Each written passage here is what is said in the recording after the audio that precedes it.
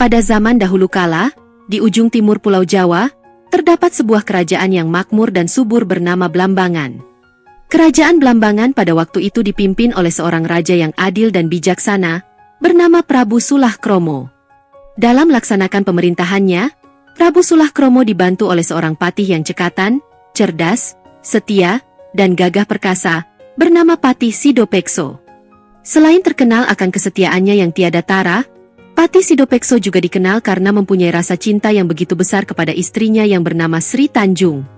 Seorang wanita yang cantik jelita dan berhati mulia. Sri Tanjung adalah perempuan cerdas, setia, baik, dan jujur. Dia senantiasa memperlakukan suaminya, Patih Sidopekso, dengan penuh cinta sekaligus rasa hormat. Terhadap orang lain pun, Sri Tanjung mampu menyesuaikan diri dan dapat berbuat baik. Kecantikan dan kebaikan Sri Tanjung selalu memikat hati Patih Sidopekso, membuatnya jatuh cinta setiap hari kepada Sri Tanjung. Akan tetapi sikap baik yang ditampilkan Sri Tanjung, entah mengapa juga menarik perhatian Prabu Sulah Kromo. Prabu Sulah Kromo Raja Blambangan yang dikenal bijaksana tiba-tiba berubah menjadi tamak dan bernafsu untuk memiliki Sri Tanjung sebagai istrinya. Keinginannya untuk merebut istri patihnya semakin kuat seiring berjalannya waktu. Pada suatu hari, Prabu Sulah Kromo memanggil Patih Sidopekso ke istana dengan tujuan untuk memberikan suatu perintah. "Patih, aku ingin mengutusmu pergi ke negeri seberang untuk urusan kerajaan yang sangat penting. Kau harus segera berangkat," ujar Prabu dengan nada memerintah. Sebagai seorang patih yang tunduk dan setia, Patih Sidopekso mengiyakan perintah dari Prabu Sulah Kromo. Patih Sidopekso sama sekali tidak mencurigai niat jahat Prabu Sulah Kromo. Dia menerima perintah itu dengan penuh tanggung jawab. Tak berselang lama Patih Sidopekso akhirnya berangkat untuk menjalankan tugas dari Prabu Sulah Kromo itu. Sebelum berangkat, Patih Sidopekso berpamitan terlebih dahulu pada istrinya, Sri Tanjung. Ketika Patih Sidopekso sudah benar-benar pergi meninggalkan Blambangan, Prabu Sulah Kromo menjalankan rencananya untuk mendekati Sri Tanjung. Namun, Sri Tanjung, yang setia pada suaminya, menolak semua ajakan dan bujukan sang raja. "Saya ini istrinya Patih Blambangan, patih Anda, Kanjeng Prabu.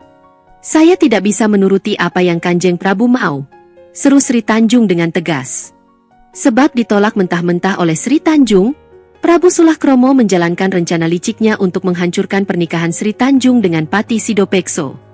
Ketika Patih Sidopekso kembali dari perjalanannya, Prabu Sulah Kromo berpura-pura menyambutnya dengan wajah penuh amarah sembari melemparkan hasutan. "Patih, selama kau pergi, istrimu telah berkhianat padamu. Sri Tanjung tidak setia. Dia berusaha mendekatiku dan ingin menjadi istriku," seru Prabu Sulah Kromo dengan suara tinggi, berusaha menyembunyikan kebohongannya.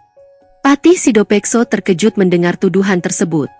Rasa cintanya yang begitu dalam kepada Sri Tanjung membuatnya sulit untuk percaya.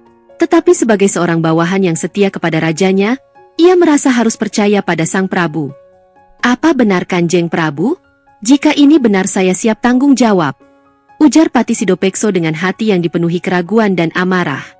Patih Sidopekso kemudian memanggil Sri Tanjung untuk menjelaskan tuduhan tersebut. Namun, Sri Tanjung tetap tenang dan membela dirinya. "Kang Mas, percayalah, saya tidak pernah melakukan hal-hal yang tidak pantas. Saya sampai mati akan tetap setia kepada Kang Mas Sidopekso," ucap Sri Tanjung sambil menangis. Sayangnya, Patih Sidopekso, yang telah dibutakan oleh emosi dan pengaruh Prabu Sulah Kromo, ternyata tetap tak bisa mempercayai istrinya. Di tengah rasa kemarahannya, dia membawa Sri Tanjung ke tepi sungai dan bersiap untuk menghukumnya. "Ya Tuhan, jika saya benar, saya ingin kedamaian dan keselamatan," ucap Sri Tanjung dengan tenang sebelum menerima hukumannya. Dia tahu, keadilan Tuhan akan datang meskipun manusia berbuat tidak adil. Di tepian sungai, Patih Sidopekso yang marah tak bisa menahan perasaannya lagi. Sembari menenteng keris di genggaman, ia menghunuskan senjata tersebut ke arah Sri Tanjung dengan perasaan hancur. Sri Tanjung mundur ke belakang dengan perlahan ke mulut tebing tepian sungai yang begitu curam dan dalam.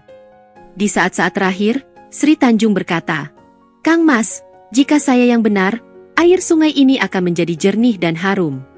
Tetapi jika saya bersalah, air sungai ini akan tetap keruh dan berbau anyir seperti saat ini." Patih Sidopekso hanya diam mendengar serapah istrinya, Sri Tanjung. Sri Tanjung sadar bahwa sudah waktunya dia menghadap Yang Maha Kuasa.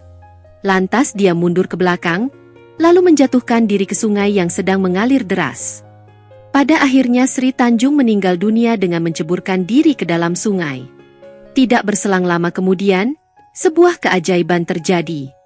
Dari tempat Sri Tanjung terjatuh, air sungai yang tadinya keruh dan berbau anyir tiba-tiba berubah menjadi bening dan mengeluarkan bau yang harum. Patih Sidopekso tertegun. Dia terdiam menutup mulut, lalu tersungkur ke tanah tatkala menyaksikan perubahan ajaib pada aroma sungai. Patih Sidopekso tertunduk di tepi sungai, menangis begitu hebat dengan penuh penyesalan. Pada saat itulah dia baru sadar bahwa Sri Tanjung telah difitnah oleh Prabu Sulakromo, Raja Blambangan tempat dia mengabdikan diri.